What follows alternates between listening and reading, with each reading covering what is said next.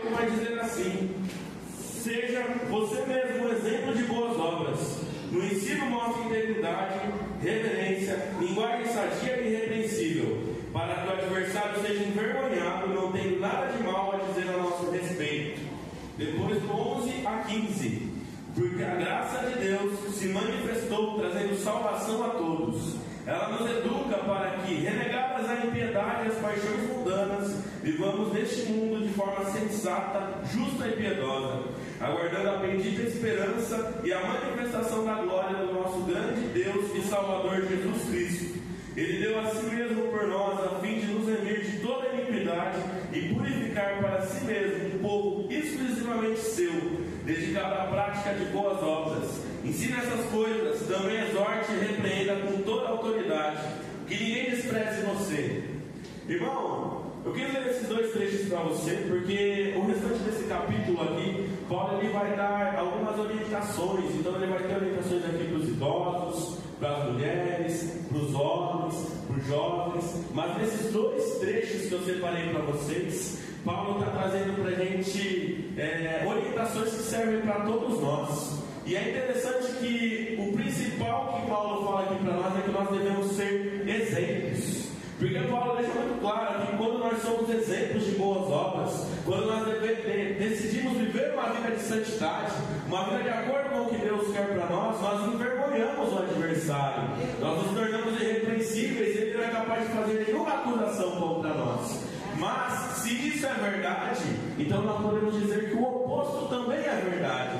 Se você vive uma vida que não está de acordo com a palavra, se você vive uma vida em pecado, se você continua cultivando esses pecados de estimação que você tem, não é Satanás que você vai estar envergonhando. Você está envergonhando o Evangelho. E quando você envergonha o Evangelho, você está envergonhando Cristo, que te salvou pela graça. Aleluia. E falando sobre graça, o principal que eu quero falar hoje é sobre a graça. Porque aqui Paulo, no versículo 11 a 15, ele vai trazer para a gente uma nova face da graça. Algo que infelizmente a igreja do Brasil fala muito pouco. Porque quando a gente fala de graça, a primeira ideia que veio ao nosso pensamento é a salvação. Esse favor imerecido que Cristo fez por nós lá na cruz do Calvário.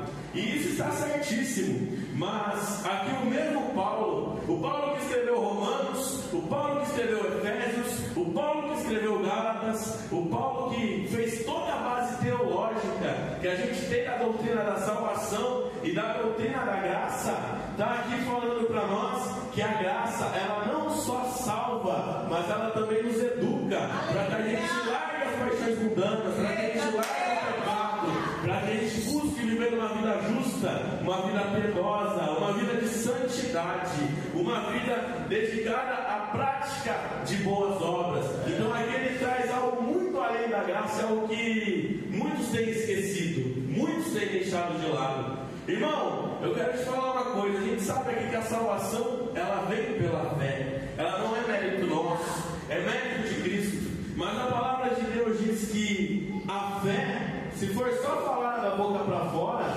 ela não significa nada. Não significa nada, irmão. É claro que você vir aqui à frente, você confessar Jesus tem muito valor. É o primeiro passo, mas não é a jornada completa.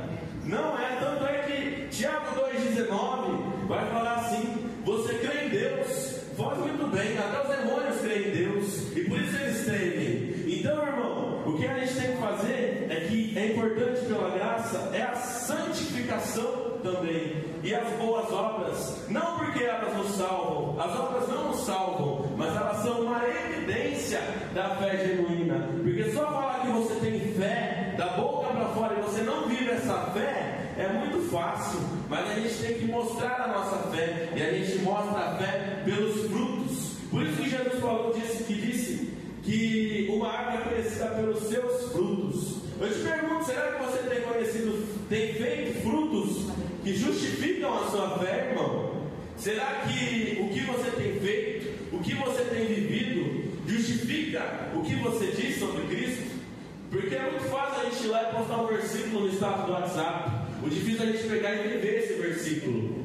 Então, irmão, o que eu quero te dizer, que eu deixo como reflexão para a gente meditar no nosso interior no dia de hoje, é que ou a gente abraça a graça, graça e tudo o que ela representa, que é salvação pela fé, que é santificação, que é obras, ou a nossa fé é falsa.